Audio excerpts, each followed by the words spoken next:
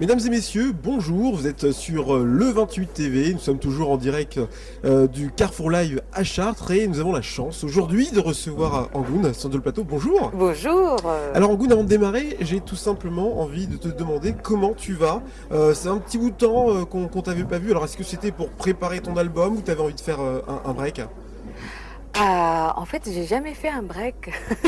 Je suis, Toujours au boulot? ça se voit pas, je suis très fatiguée.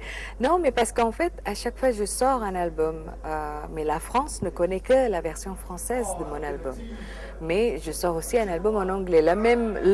Chaque album que je sors, il y a toujours des versions différentes. Donc en fait, à chaque fois quand on me voit pas en France, c'est parce que je suis ailleurs. Je fais la même chose, voilà.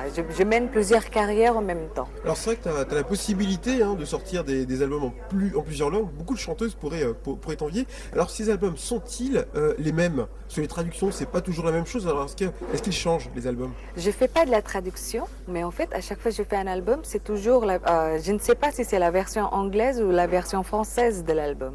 Parce qu'en plus de ça, la plupart des chansons sont d'abord nées en anglais. Et ensuite, je travaille avec des auteurs qui font soit une adaptation fidèle ou libre de mes textes.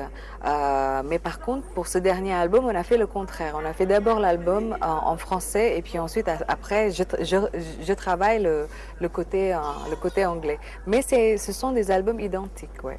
Et la chanteuse, elle préfère chanter en quelle langue?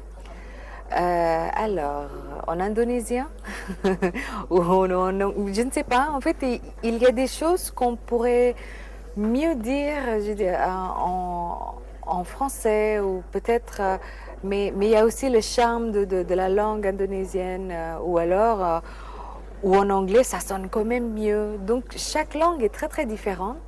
Mais de toute manière, j'ai un principe de travail. Je ne chante pas dans la langue dont je ne parle pas, voilà, dont je ne maîtrise pas.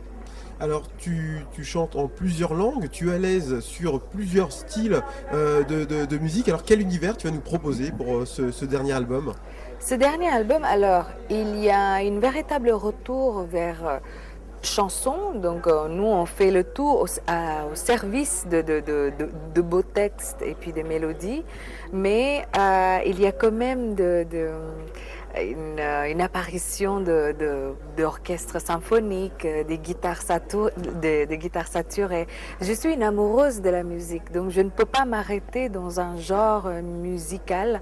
Et je trouve ça triste. D'ailleurs, c'est pour ça que j'ai fait énormément de collaborations ou alors je fais des albums qui ne se ressemblent pas.